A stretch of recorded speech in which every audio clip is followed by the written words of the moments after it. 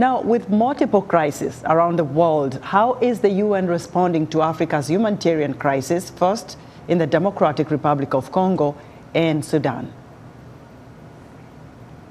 Well, as you heard in David's package, there'll be 20 million each for Sudan and DRC in that Central Emergency Fund release. That's part of that 100 million. It's being split among the 7 countries, so they're getting 20 million each.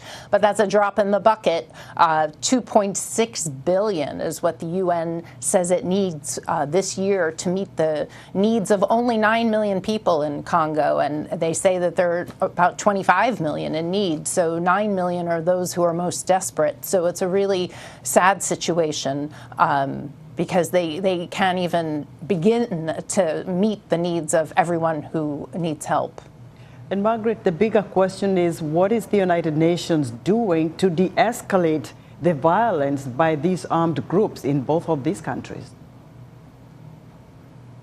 Well, as you mentioned, the Council sanctioned 6 individuals on Tuesday for their destabilizing actions in the DRC in the east, of course, from the ADF, the FDLR, M23. So these guys will now face travel bans and asset freezes.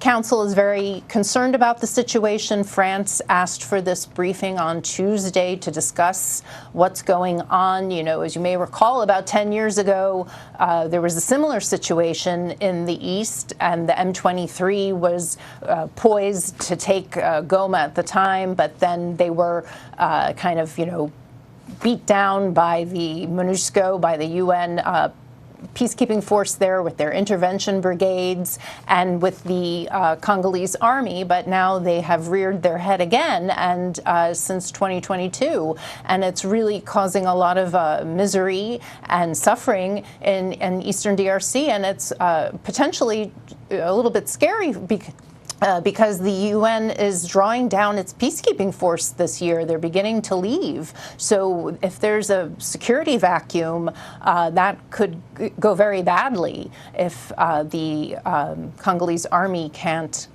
step in and provide the protection of civilians that's necessary. And Margaret, very quickly, what are you learning from, in case of DRC, about the humanitarian organizations working there? What is their biggest concern? Well, I think security is a big concern because they can't deliver if they're not safe. And there are many people in very hard to reach areas that they can't get to. And so they have multiple concerns. And of course, as always, it is a shortage of resources.